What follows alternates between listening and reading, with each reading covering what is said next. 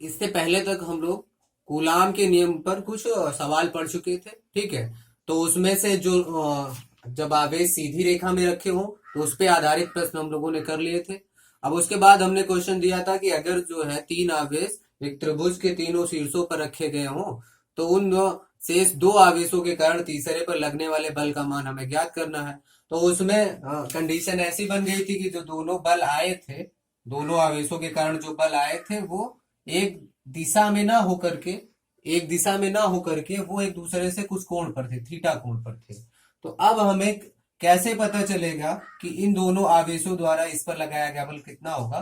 तो इसको सॉल्व करने के लिए, क्योंकि ये देखिए बल क्या होता है, सदिश राशि होती है, तो सदिश राशियों को सॉल्व करने के लिए, उनको जोड़ने या घटाने के लिए हमें सदिश योग नियम का पालन करना पड़ेगा। ठीक है, और सदिश योग नियम में दो सदिशों को जोड़ने या घटाने का जो नियम है वो समांतर चतुर्भुज के नियम के अनुसार होता है। ठीक, तो समांतर चतुर्भुज का नियम क्या कहता है कि अगर दो सदिश ऐसे हों, ठीक है, अगर दो सदिश ऐसे हों कि उनको किसी समांतर चतुर्भुज की दो संलग्न भुजाओं द्वारा, संलग्न भुजाएं मतलब एक दूसरे से लगी हुई, जैसे मान लेते हैं हम कि दो सदिश P और Q है।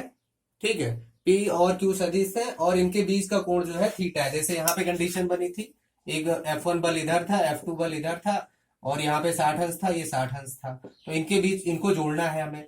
तो अगर हम इन सदिशों को मान लें ये P है ये Q है, तो इनको अगर हम समांतर चतुर्भुज की दो भुजाओं के रूप में व्यक्त करें जिनके बीच का कोण थीटा है, मतलब जो यहाँ पे 60 अंश है वो थीटा हो जाए।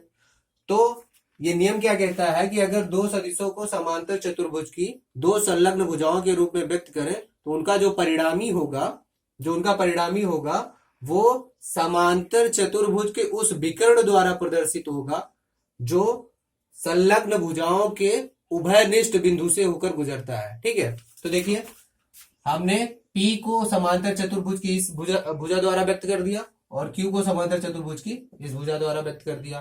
तो समांतर चतुर्भुज के अनुसार इन दोनों का जो परिणामी होगा, परिणामी सदिश होगा, वो उस विकर्ण के सदिश होगा जो उन दो भुजाओं के उभयनिष्ठ बिंदु से होकर गुजरता है। तो इन दो भुजाओं का उभयनिष्ठ बिंदु ये है, इस बिंदु से गुजरने वाला विकर्ण कौन सा है? तो ये जो R होगा, ये जो विकर्ण होगा वो इन दोनों के परिणामी को व्यक्त करेगा। ठीक है, तो अगर हम R का मान निकाल लें तो हमें P और Q का परिणामी मिल जाएगा। तो R का मान हमें निकालने के लिए सबसे पहले तो अगर हम R का परिणाम निकालना चाहें और परिमाण निकालना चाहें तो यहां से देख लेते हैं, इसका मान ये आएगा। ठीक है, यही इसका मान आएगा, ये आपके सिलेबस में है नहीं इसका डेरिवेशन। ठीक है, तो इसलिए मैं डेरिवेशन नहीं बता रहा हूँ, डेरिवेशन भी नहीं है और डायरेक्टली ये भी नहीं है कि ये पूछा नहीं जाएगा समांतर चतुर्भुज का नियम क्या होता है आपसे, लेकिन इसका उपयोग है। ठीक है, अब जो लोग इसका अगर डेरिवेशन समझना चाहें तो यहाँ पे देख लीजिए, हमने कर दिया है। ये मान लेते हैं P है, अब ये समांतर चतुर्भुज है तो ये P है तो ये भी P हो जाएगा। ठीक है, ये थीटा कोण है तो ये भी थीटा कोण हो जाएगा। अब इसको यहाँ पे वियोजित कर दीजिए, ये P साइन थीटा हो जाएगा, ये P कॉस थीटा हो जाएगा। अब आप इस वाले त्रिभुज में देखिए DBE में आप पाइथागोरस की प्रमेय लगा दीजिए, तो पाइथागोरस की प्रमेय के अनुसार आर स्क्वायर बराबर क्या हो जाएगा भाई? देखिए ये P साइन थीटा का स्क्वायर प्लस ये Q plus P cos theta का स्क्वायर हो जाएगा। ठीक है, तो इसको आप सॉल्व कर लीजिएगा, P sine square P square sine square theta plus यहां से Q square plus P square cos square theta plus 2PQ cos theta, ये हो जाएगा। ठीक, और यहाँ से आर स्क्वायर, तो आर स्क्वायर बराबर क्या हो जाएगा? यहाँ से देखिए ये P square sine square theta P square cos square theta, यहाँ पे P स्क्वायर कॉमन कर लेंगे तो sine square theta plus cos square theta, यहाँ से देखिए इसका मान 1 हो जाएगा और प्लस Q स्क्वायर है ये प्लस 2PQ कॉस थीटा। तो ये आर स्क्वायर बराबर क्या हो जाएगा? P square plus Q square plus 2PQ cos theta. ठीक है, और यहां से स्क्वायर रूट हो जाएगा अगर आप स्क्वायर हटा देंगे तब। ठीक, और इनके बीच अब अगर हम, ये तो हो गया परिमाण। अब चूंकि आर भी क्या होगा भाई, दो सदिशों का परिणामी भी क्या होगा? सदिश होगा, तो ये तो हो गया परिमाण। अब दिशा कैसे निकालेंगे? दिशा के लिए हम मान लेते हैं कि जो ये परिणामी सदिश है वो जो है Q वाले वेक्टर के साथ, Q वाले सदिश के साथ जो है अल्फा कोण बना रहा है। ठीक है, तो अल्फा का मान हम कैसे निकाल सकते हैं? देखिए इस वाले त्रिभुज में ये, तो tan अल्फा बराबर किसके हो जाएगा? देखिए P sine theta upon Q plus P cos theta. तो यहां से जो अल्फा का मान निकल के आएगा वो हो जाएगा कोण का मान जो इन दोनों के बीच में बनेगा। ठीक है, तो ये रहा समांतर चतुर्भुज का नियम।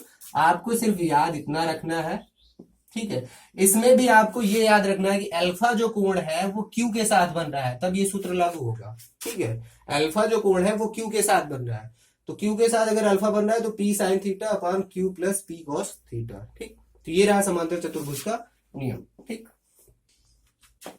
तो अब आते हैं कल जो क्या कहते हैं, इससे पहले जो हमने एक प्रश्न दिया था उसको सॉल्व करते हैं। ठीक, तो यहाँ पे देखिए हमने दिया था एक त्रिभुज है, समबाहु त्रिभुज है, जिसकी प्रत्येक भुजा 1 मीटर है।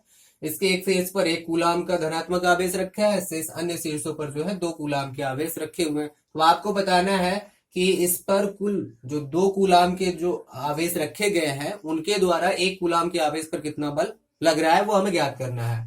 तो सब देखिए यहाँ पे क्या होगा भाई, ये ए पर आवेश कौन कौन से आवेश, ए पर जो बल होगा वो किन किन आवेशों के कारण लगेगा। पहला तो ये बी पर जो रखा आवेश है 2 कूलाम वाला, ये बल लगाएगा किस दिशा में, प्रतिकर्षण बल लगाएगा इस दिशा में। सी पर जो 2 कूलाम का आवेश रखा है वो भी प्रतिकर्षण बल लगाएगा किस दिशा में, इस दिशा में। तो हम पहले इन दोनों का मान निकाल लें, एफ ए बी मतलब force due to B on A. ठीक है, ए पर बी के कारण बल हम निकाल लें, फिर ए पर सी के कारण बल निकाल लें। तो ए पर हम पहले निकाल लें बी के कारण बल, तो एफ ए बी बराबर क्या हो जाएगा भाई, देखिए 2 आवेश है, कूलाम का नियम लगा दीजिए। तो 1/4πε0, हम मान लेते हैं कि के का मान यहाँ पर क्या है, ये वायु में रखा है या फिर निर्वात में रखा है, प्रश्न में ये दिया गया है। ठीक, 1/4πε0 Q1 Q2, Q1 कितना है 1 कूलाम, Q2 कितना है 2 कूलाम अपान आर स्क्वायर मतलब 1 का स्क्वायर। तो यहां से देखिए इसका मान 9 × 10⁻9 होता है, तो इसका मान भी क्या हो जाएगा 9 × 10⁹ न्यूटन।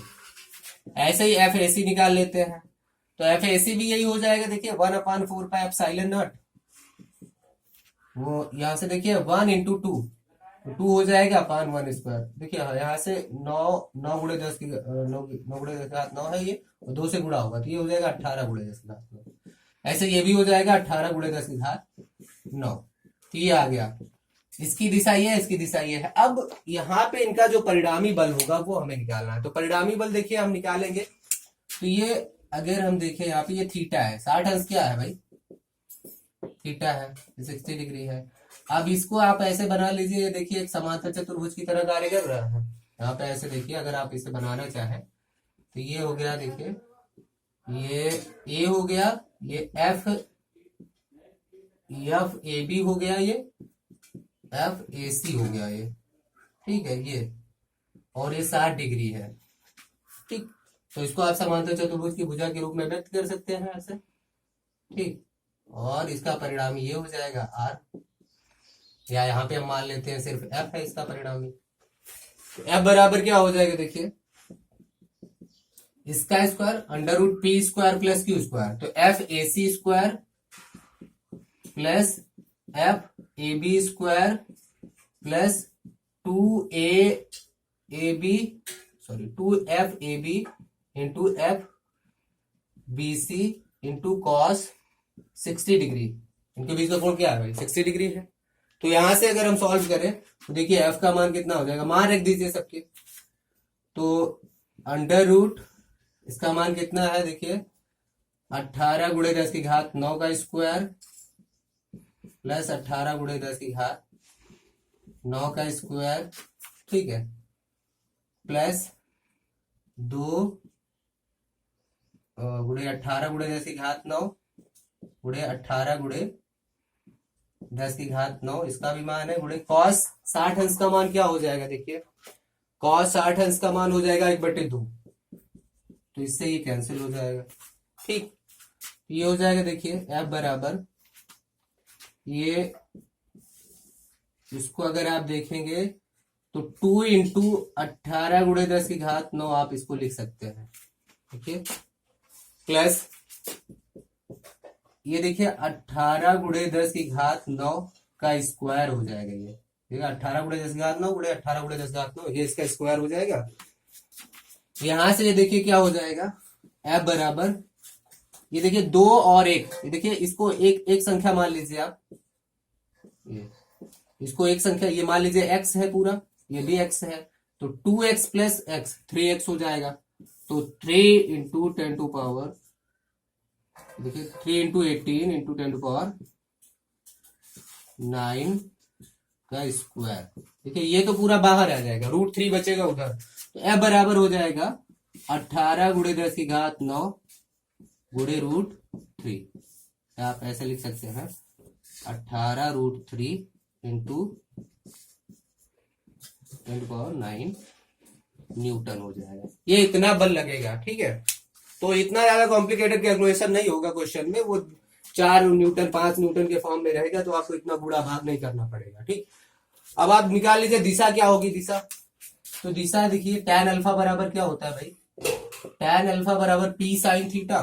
तो यहाँ पे देखिए P क्या होगा, ये P होगा, ये Q होगा, ठीक है। तो P साइन थीटा मतलब FAC साइन थीटा। तो देखिए दोनों के मान बराबर हैं, तो FAC साइन थीटा साइन 60 का मान ये हो गया, प्लस Q की यहाँ पे क्या है FAB प्लस FAC cos 60, ये हो जाएगा। तो देखिए मान तो बराबर है सबके, मान आप मान लीजिए x x है, ठीक है, ये x, ठीक, मान बराबर है सबके। तो x कॉमन होके कैंसिल हो जाएगा, तो ये बचेगा साइन 60 का मान √3/2 अपान 1 प्लस 1/2।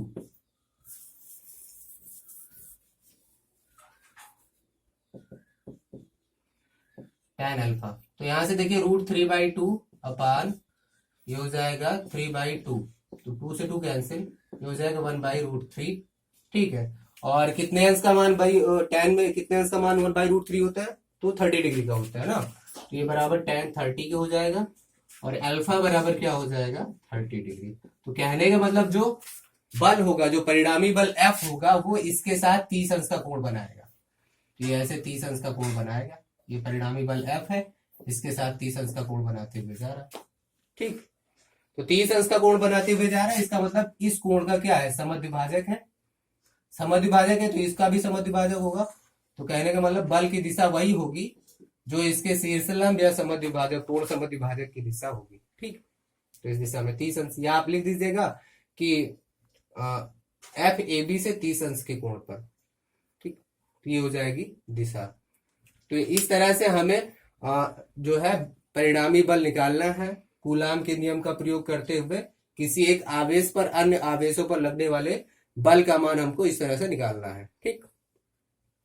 चलिए, अब उसके बाद आपको बिल्कुल वैसा ही प्रश्न, ये आपका होमवर्क है, ठीक है, बिल्कुल वैसा ही प्रश्न है। अब आपको C बिंदु पर रखे आवेश पर लगने वाला परिणामी बल निकालना है। तो इन दो आवेशों के कारण इस पर कितना बल लग रहा है उसका मान आपको निकालना है, और किस दिशा में लग रहा होगा, अल्फा का मान निकालना है, और इस पर कितना बल लग रहा है वो आपको निकालना है, ठीक है। तो ये आपका होमवर्क है कल के लिए, आप इसको करिएगा और करके आप बताइएगा कि हुआ है कि नहीं हुआ है, ठीक है, ठीक। तो ये होमवर्क हो गया आपका। अब उसके बाद एक और प्रश्न कर लेते हैं इसी कूलाम के नियम पर आधारित। तो ये प्रश्न है, एक वर्ग है जिसकी प्रत्येक भुजा जो है a मीटर की है, ठीक, प्रत्येक भुजा a मीटर की है, और इसके चारों कोनों पर प्लस Q का आवेश जो है रखा गया है। तो आपको बताना है कि बिंदु B पर रखे आवेश पर लगने वाला बल कितना होगा। हमें ये याद करना है कि इस वर्ग के B कोने पर रखे हुए आवेश पर कितना बल लग रहा होगा शेष तीनों आवेशों के कारण, ठीक। तो आप देखिए यहाँ पे कूलाम का नियम लगाना है। सबसे पहले तो ये देख लीजिए कौन कौन से आवेश इस पर बल लगाएंगे। तो इस पर देखिए आवेश लगाने इस पर जो बल लगाने वाले आवेश हैं, देखिए ए पर रखा जो प्लस Q आवेश है वो बल लगाएगा। वो किस दिशा में लगाएगा, देखिए दोनों धनात्मक है तो प्रतिकर्षण बल लगेगा, और प्रतिकर्षण बल किस दिशा में लगेगा, इस दिशा में लगेगा। भाई ये वाला इसको इधर धक्का देगा, ऐसे ये वाला भी प्रतिकर्षण बल लगाएगा, ये किधर की तरफ लगाएगा, ये इधर की तरफ धक्का देगा, ठीक, ये इधर हो जाएगा। और ये वाला भी इस पे बल लगाएगा, ये वाला बल इससे, ये वाला जो है इसको किधर की तरफ धक्का देगा, इस रेखा के अनुदिश धक्का देगा इधर की तरफ, ठीक। तो ये देखिए विकर्ण है, विकर्ण के अनुदिश होगा, तो ये भाई देखिए विकर्ण जो क्या वर्ग का विकर्ण क्या करता है, आधे आधे भाग में विभाजित करता है, तो ये भी 45 डिग्री हो जाएगा, ठीक है। तो ये देखिए ये क्या हो जाएगा, FBA हो जाएगा, मतलब B पर A द्वारा लगाया गया बल, ये एफ बी सी हो जाएगा, बी पर सी द्वारा लगाया गया बल, और ये एफ बी डी हो जाएगा, बी पर डी द्वारा लगाया गया बल। ठीक है, ये दिशाएं हो गई। अब आपको बताना है, देखिए 3 बल लग रहे हैं इन सब पे, तो इनका परिणामी कितना होगा ये हमें निकालना है। ठीक, तो इन सब का परिणामी हमें निकालना है। तो सबसे पहले इन सब के अलग अलग मान आप निकाल लीजिए। तो चलिए हम पहले निकाल लेते हैं क्या भाई, ये एफ ए बी का, एफ बी ए का मान, एफ बी ए बराबर क्या हो जाएगा, देखिए एफ बी ए बराबर किसके हो जाएगा, 1/4। हाँ, मान लेते हैं कि ये वायु में है। ठीक है, प्रश्न में दिया होगा वायु में है या के का कोई मान दिया गया है, तो हम ये मान के चल रहे हैं कि ये वायु में है। 1/4 Q1, देखिए Q1 भी Q है और Q2 भी Q है, अपान R की वैल्यू क्या है भाई, A है, ठीक है, स्क्वायर न्यूटन।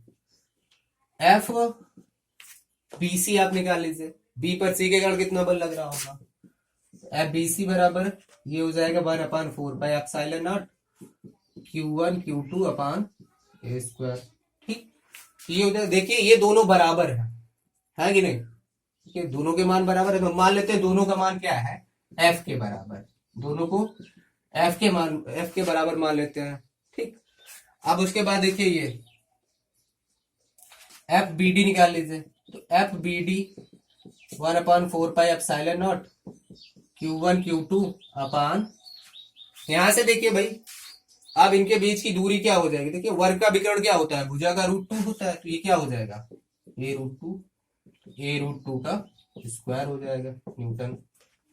ठीक है, तो यहां से ये हो जाएगा, देखिए ये हो जाएगा 1/4 एफ बी डी का मान 1/4 into Q square upon A square into 2 नीचे। इसे आप ऐसे लिख सकते हैं 1/4 Q square upon A square into 1/2, ऐसा हो जाएगा। ठीक, तो यहां से देखिए बल क्या हो गया, आधा हो गया। ये देखिए ये क्या है, एफ है, तो ये कितना हो जाएगा, F/2 हो गया। ठीक, अब देखिए ये बल है, ये 3 बल है, इनका परिणामी आपको निकालना है। तो देखिए ये दोनों तो एक दूसरे से 90 अंश के कोण पर होंगे, ये देखिए ये 90 अंश के कोण पर है, तो पहले इन दोनों का परिणामी निकाल लीजिए आप, एफ ए बी और एफ बी सी का परिणामी आप निकाल लीजिए। तो मान लेते हैं इनका परिणामी एफ डैश है, एफ डैश बराबर क्या हो जाएगा, ये देखिए दोनों का मान एफ के बराबर ही है, तो एफ बी ए स्क्वायर मतलब F square plus F B C square मतलब कि F square plus 2 F B F D C, F B A क्या है, एफ है इंटू कॉस 90, कॉस 90 का मान क्या होता है 0, तो अगर ये 0 होता है तो ये भी 0 हो जाएगा पूरा, और यहां से F dash is equal to क्या हो जाएगा, √f square plus F square is equal to √2f square, और यहां से एफ डैश की वैल्यू क्या हो जाएगी, f√2 के। ठीक, एफ डैश की वैल्यू, अब देखिए एफ डैश की दिशा क्या होगी, एफ डैश की दिशा निकाल लीजिए। तो एफ डैश मान लेते हैं इसके साथ अल्फा कोण बना रहा है, ये कोण मान लेते हैं अल्फा है, या आप ये मान लीजिए अल्फा है। ठीक, तो अल्फा बराबर या tan अल्फा बराबर क्या हो जाएगा भाई, देखिए tan अल्फा बराबर क्या हो जाएगा, इसके साथ बन रहा है, देखिए ये Q हो जाएगा तो ये P हो जाएगा, तो एफ बी ए साइन थीटा, तो एफ बी ए साइन थीटा, साइन थीटा का मान क्या होता है, एफ बी ए, तो एफ बी ए का मतलब F into sine theta, sine 90 का मान हो जाएगा 1/1 प्लस, ठीक सॉरी Q प्लस Q के जगह पे क्या हो जाएगा, एफ अपान एफ बी ए कॉस 90 का मान 0 हो जाएगा, तो 0 हो गया।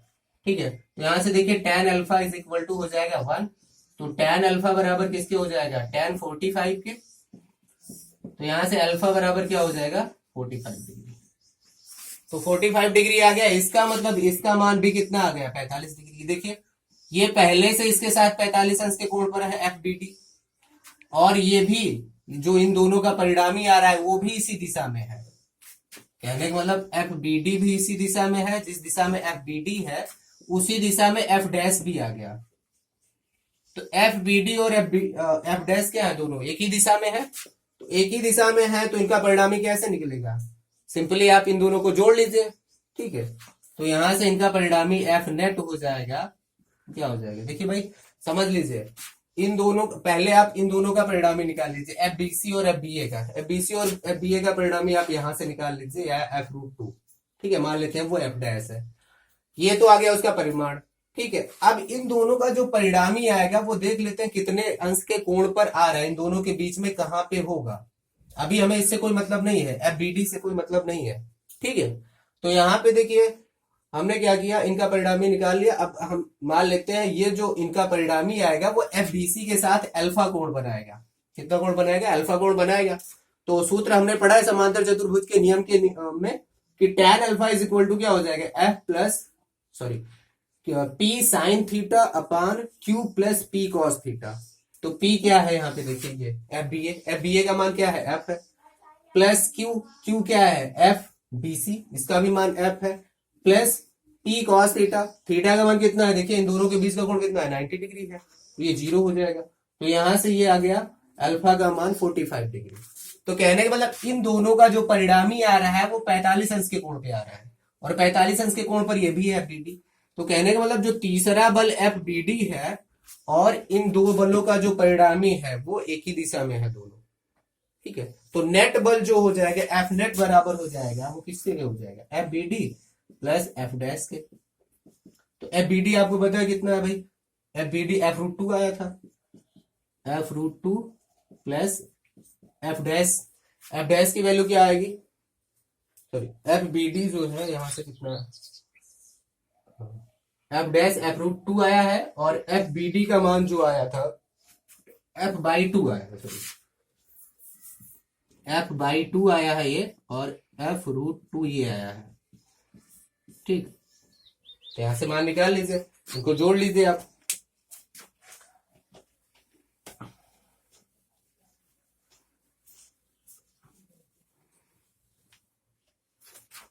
एफ नेट बराबर क्या हो जाएगा, एफ नेट बराबर एफ कॉमन हो जाएगा 1/2 प्लस रूट टू, और एफ का मान रख दीजिए, एफ का आपने किसको माना था, इसको आप एफ माने थे, तो यहां से एफ नेट या टोटल जो बल हो जाएगा 1/4 pi epsilon not Q square upon A square into 1/2 plus root two newton, इतना आ जाएगा बल का मान, ठीक है। ये हो जाएगा बल का मान, ऐसे आप निकाल सकते हैं, ठीक। तो ये हो गया कूलाम के नियम पे आधारित कुछ क्वेश्चन मैंने करवा दिए हैं, ठीक। एक क्वेश्चन आपके लिए होमवर्क में, अब वो आप करिएगा, होता है तो आप बताइएगा, नहीं होता है तब भी आप मैसेज करके बता दीजिएगा, ठीक। और उसके बाद अब हम स्टार्ट करेंगे वैद्युत क्षेत्र, ठीक। और एक चीज, आप लोग जो है जितना मैं अभी न्यूमेरिकल करवा रहा हूं आप उतने पे ही ध्यान दीजिए, फालतू में आप जो इनबॉक्स में मैसेज कर करके बोलते हैं सर ये वाला बता दीजिए, ये वाला बता दीजिए, अभी आप वहां तक पहुंचे नहीं है, पूरा चैप्टर खत्म हुआ नहीं है और पूरे चैप्टर का न्यूमेरिकल सॉल्व करने लगे हैं तो दिक्कत होगी। जितना भी आपको बताया जा रहा है उतना सॉल्व करते चलिए, जब चैप्टर खत्म होगा तो पूरा न्यूमेरिकल एक तरफ से करवाया जाएगा, फिर आपकी जो भी प्रॉब्लम्स होगी आप मैसेज करके बताइएगा, अगले वीडियो में हम उस पर क्वेश्चन बताया करेंगे, ठीक है। तो आप अभी से पूरे चैप्टर का न्यूमेरिकल मत सॉल्व करिए, जितना अभी हम आपको बता रहे हैं उतना करिए, ठीक। चलिए फिर।